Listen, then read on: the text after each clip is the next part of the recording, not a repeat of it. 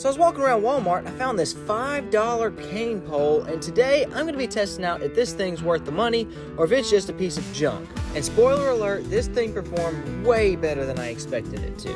We got some crazy catches coming up, from real pretty small ones to big suckers and even some mystery fish that just about broke the rod. Let's stop talking and hit the water with Walmart's cheapest fishing pole. Alright, we're going to go ahead and open this thing up and see what it comes with. Not only is this a cane pole, it also comes with a bobber, some string, and a little hook. Truth be told, the hook was a little too small, so I upgraded it to a slightly bigger hook, but let's go ahead and see if this thing can actually catch fish. Once you tie the string, all you gotta do is clip these two pieces together and you've got a 10-foot long cane pole. Long cane poles are perfect for jigging up and down in places that are just a little too far out of reach for a regular fishing rod. The extra bend in the rod helps with hook sets and makes catching these small fish super easy.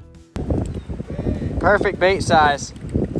I'm out here with my buddy Anthony, and originally the plan was to catch some catfish using these as bait, but that didn't really work out, so instead we're just going to be catching these fish. Ah! The worst part about trying to get a nice view of the fish is that they oftentimes flip out of your hands, and this one just so happened to spine me right in the palm. Dadgummit! He flapped up, stabbed me with like 4 of his spines, and then jumped in the water. We were off to an okay start, but I wanted to catch some bigger fish, so we moved spots. And that must have been a good move, because this is what happened next. Oh, look at that! Nice. That's a little goggle eye. Pretty sucker. You want it for bait? Sure. Oh, there we go.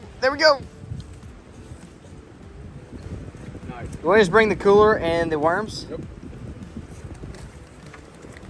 That's a pretty big one, too. Oh, yeah.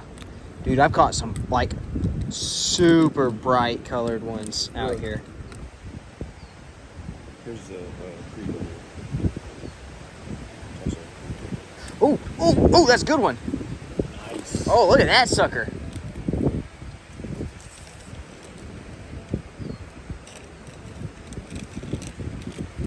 Oh. Spiky. Tried to. Quicker than that one, Bubba. He's got me wrapped up, though. Good catch. Good size one. I don't think we need him for bait. He's a bit big. The wind was whipping really bad, and we ended up having to pack it in, but I came back later when the weather was a little more calm. With the wind calmed down just a little bit, I was able to finally get a little more action. But there we go. This kind of fishing, it's perfect. All right, pretty little red spot, also known as a stump knocker. I call them stump thumpers. There he goes.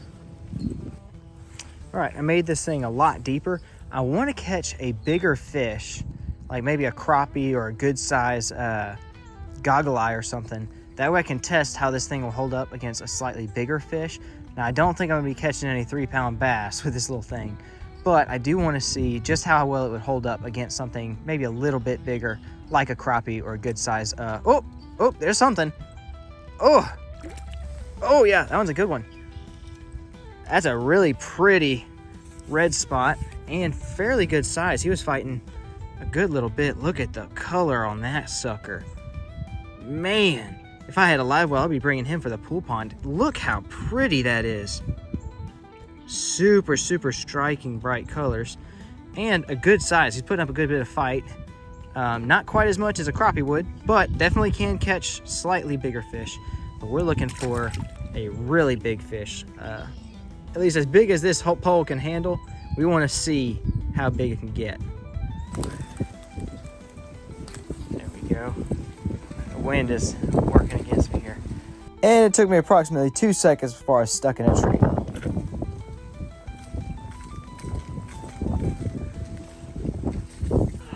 Crap. And sadly, there was no salvaging this one, so one hook change later, we're back on the water. In this spot, I decided to target all of the cover and to just jig up and down right next to all of these little cypress knees.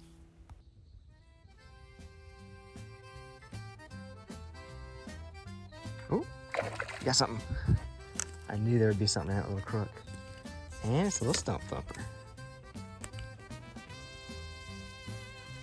Look at that one.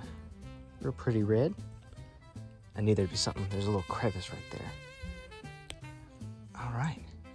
Not too giant, but whoop. There he goes. Just gotta catch something big to test how strong this thing actually is. Ooh, there's something. Ooh, that one was fighting pretty hard. Ooh, yeah, he's feisty. Look at that, another pretty one. Little red spot, stump thumper. He's got a real pretty pattern too. He looks like he might be a hybrid. But look at that guy. All right. They love these cypress knees. That's like, maybe that's why they call stump knockers. I call them stump thumpers. But I don't know. I tangled my line. Now at this point, a couple of strangers pulled up right on my fishing spot, parked about 10 feet away from my car, and then started unloading all their fishing stuff. And it was kind of a little bit upsetting because they were using some really bad language that I can't put in my video, but I decided to try and be nice to them anyway. Y'all going for catfish or crappie? Y'all going for catfish or crappie? Whatever. Y'all want some bait for catfish? I tried to keep fishing in peace, but then they decided to bust out some music and start playing it as loud as possible, also while yelling and cussing at each other. And I'm going to be honest, if I'm going out fishing, that's not the kind of environment I want to be in. So I'll just show you guys a couple of the fish that I caught because I didn't stay there for too long. You can see right here was a little bitty crappie.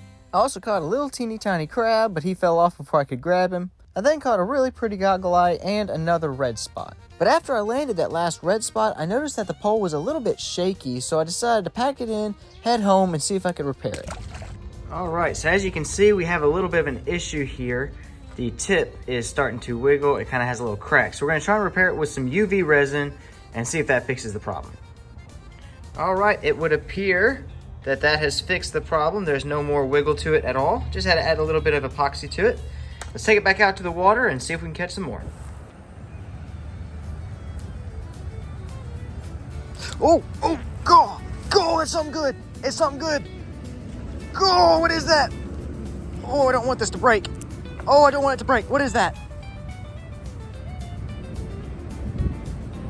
Oh no, did it come off? Oh, that was something good. Dadgummit. It came off.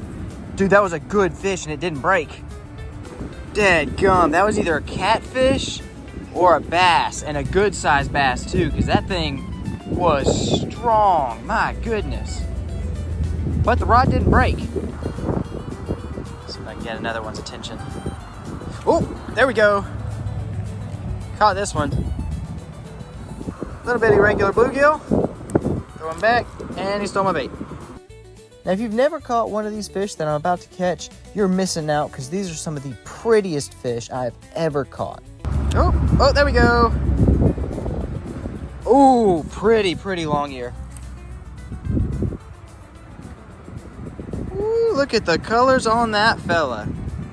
That one's pretty. I like that color. That's a long ear sunfish. I think we'll catch one more and then we're gonna be done because it's starting to get really hot. As I catch this last fish, this is your quick reminder to like the video and subscribe to the channel if you haven't already. And let me know down in the comments below if this was worth buying or if it was just a piece of junk. Consider checking out one of these other videos, and as always, Jesus loves you, I love you, and have a great day. Another long ear, we're gonna call it at that. This one's a real pretty one too. All right, this thing actually works really well.